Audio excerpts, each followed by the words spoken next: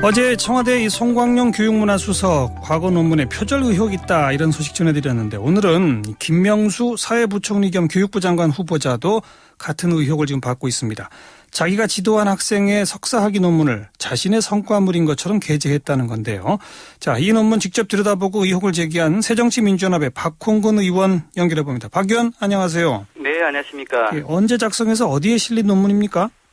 예, 이게 2002년도 6월에 이 김 후보자가 재직하고 있던 그 한국교원대가 발간한 교수 논총이라고 하는 학술지가 있습니다. 예. 여기에 이 자율적 학급 경영 방침 설정이 그 아동의 학술 생활에 미치는 영향 이런 제목으로 낸 논문입니다. 예.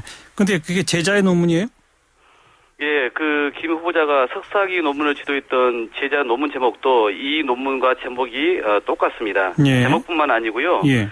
거의 뭐 같은 내용의 논문을 그 제자가 이 논문이 통과된 지 4개월 후에 이 학술지에다 게재를 한 거거든요. 자신을 제1저자로 해가지고요. 예. 예. 그리고 그 제자는 2저자로 이름이 올라 있고. 네, 그렇습니다.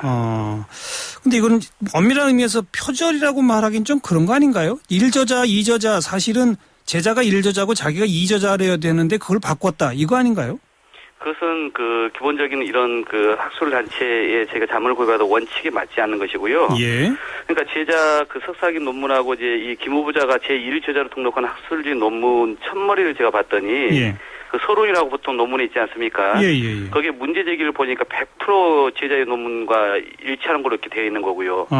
또 뿐만 아니라 그 뒤에 있는 이론적 배경 부분에도 제자 논문에서 예를 들어 뭐 학급 경영 방침의 개념과 원칙 이런 장의 제목을 그 개념만 빼고 학급 경영의 방침의 원칙 이렇게만 바꾼다든가 예. 또 제자 논문에서 서술되어 있던 한 그 문장만 드러내고 통째로 옮긴 것도 이제 확인을 좀 했습니다. 예.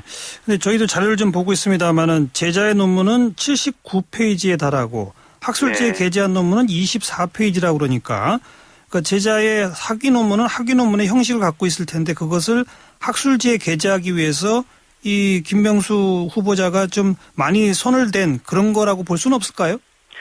이것은 이제 79쪽에 이르는 그 제자 석사학위 논문이 원래 좀 분량이 많지 않습니까? 네. 근데 이제 학술지 논문은 분량 제한이 있단 말이죠. 그 그렇죠. 양식에 맞추려다 보니까 이제 24페이지로 축약을 하면서 좀 어색해 보이는 그런 불필요한 어떤 접속 문장이나 이런 것을 생략하는 수준에서 짜깁기 했다. 이렇게 저희는 볼 수밖에 없습니다. 그 말고도 그 제자 논문에서 뭐 제시됐던 그 3개의 가설이 있거든요. 이것을 그대로 베꼈었고요. 또 연구 방법에서 보면 거기에 표를 4개, 그림을 1개 이렇게 제시를 하는데 그것도 통째로 그대로 옮겨다 놓거든요. 거의 뭐 판마기로 위에다 박은 수준이다. 이렇게 볼 수밖에 없는 겁니다. 자, 이런 문제 제기가 있자 김 후보자가 해명을 했어요. 뭐라고 그랬냐면 그 당시 2002년 당시는 교수 논청이든 뭐 다른 학술지든 논문이 없어서 쩔쩔 매던 때다. 내가 지도한 학생을 좀 살려주자는 취지에서 지도교수가 함께 이름을 올린 것뿐이다. 이렇게 해명했는데 이 점 어떻게 보십니까? 그러니까 언론을 봐도 그 김 후보자가 뭐 제자 같은 경우도 자기가 뭐 1저자나 2저자나 여기 들어서 뭐 크게 개의치 않았다 이렇게 얘기를 하지만 그래서 뭐 자기를 뭐 이름을 뒤에 넣으라고 했지만 말을 듣지 않았다 이렇게 이제 해명을 하고 계시는데 오히려 제자를 키워준다는 그 차원에서 학술지에다가 실어줬다라고 하면 이건 저는 정말 학계 부조리한 관행을 본인이 너무 당연시하고 있는 것이다 이렇게 봅니다. 다른 분도 아니고 우리나라 교육정책을 총괄할 분이 책임져야 될 분이 정말 그런 분의 어떤 시각이라면 대단히 부적절한 것이죠. 그러니까 어쨌든 본인의 연구 업적으로 결국은 다 이게 그 집계가 되는 거 아니겠습니까? 그러니까 제1저자의 경우는 연구 성과를 그 학교마다 교수의 실적을 평가하지 않습니까? 100% 인정을 하거든요. 100%? 예, 근데 제2저자의 경우는 50% 이하로 보통 평가를 합니다. 그러니까 1저자로 냈기 때문에 자신이 직접 쓴 논문도 아님에도 불구하고 100% 연구 실적으로 인정을 받은 것이죠. 그렇죠.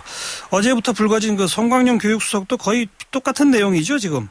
예, 그렇습니다. 여기도 제자 논문을 표절한 걸로 저희가 보고 있는데요. 이 그 제자 논문과 송내정자 이 논문을 제가 표절 검색 프로그램을 봤더니 유사도가 한 59% 정도 판정됐다고 그럽니다. 과연 이런 분들이 과연 어떻게 우리나라 교육교 수장을 맡을 수 있는지 청와대가 이런 아주 초보적인 인사검증마저도 좀 하지 않았다는 게 참 걱정스럽습니다. 박 의원께서는 이게 지도교수의 직위를 이용한 제자 논문 가로채기의 전형이다. 이렇게 지적을 하셨던데 이런 일들이 지금 대학 전반에 광범위하게 퍼져 있나요? 물론 정확히는 알 수 없습니다. 그런데 대체로 학교에서 암암리에 벌어진다 이렇게들 이야기를 많이 하거든요. 예. 최근에는 이제 워낙 그 표절 문제가 제기되면서 관행은 사라지고는 있다는데 예. 이건 분명 정당치 못한 그 행위들입니다. 그래서 절대 이 부분은 용납해서는 안 된다고 보고 있습니다. 예. 학계에서는 근데 이런 걸 조금 구별해서 이야기하자는 의견도 있습니다. 그러니까 제자 학위 논문을 자기를 제1저자로 그걸 표기한 것, 이거는 지금 박 의원 말씀하신 것처럼 예컨대 뭐 논문 가로채기 이렇게 불러야지 이걸 표절이라고 부르는 건 좀 부적절하다 이런 얘기도 있더라고요. 그렇게 또 표현할 수도 있다고 생각합니다. 연구 성과를 가로채고 자기 실적을 부풀리기 위해서 한 것인데 대체로 이번에도 송 내정자가 표현한 것처럼 제목을 자기가 만들어주는 정도, 그러니까 실제 이런 그 대학원에서 교수님들이 하는 일들이라는 게 제한적이거든요. 예. 근데 그걸 자기가 제1저자로 넣겠다라고 생각하는 것 자체가 있을 수 없는 일이라 봅니다. 뭐 일부이긴 하겠습니다만 학계 일부 인사들은 제1저자냐 제2저자냐 이거는 논문의 공헌도를 따지는 거기 때문에 이건 저자들이 알아서 할 일이다. 이렇게 주장하는 분도 있는데요.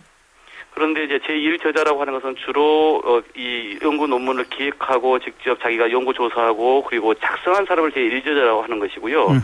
제2저자는 쉽게 말하면 보조자 역할, 그러니까 지도하고 조언하는 역할이거든요. 그 본말이 바뀌어서는 그러면 그 논문이 나올까지 누가 주로 이 여러 가지 데이터를 분석하고 그 자기 주의 주장을 했는지에 대해서 이게 본말이 전도되는 거 아닙니까? 그 부분에 대해서는 분명히 하고 가야 한다고 생각합니다. 교육부 수장이 바로 좀 잘못된 문화가 있다면 그 문화를 바로잡는 게 교육부 수장의 역할이 되어야 되겠죠? 그렇죠. 그런데 이 소위 대한민국 학술 연구 윤리의 총괄 책임자가 돼야 되는데 본인이 이런 문제에 자유롭지 못하는데 어떻게 더 엄정한 잣대를 들이댈 수 있겠습니까? 알겠습니다. 여기까지 말씀드릴게요. 고맙습니다. 네, 감사합니다. 새정치민주연합의 박홍근 의원이었습니다.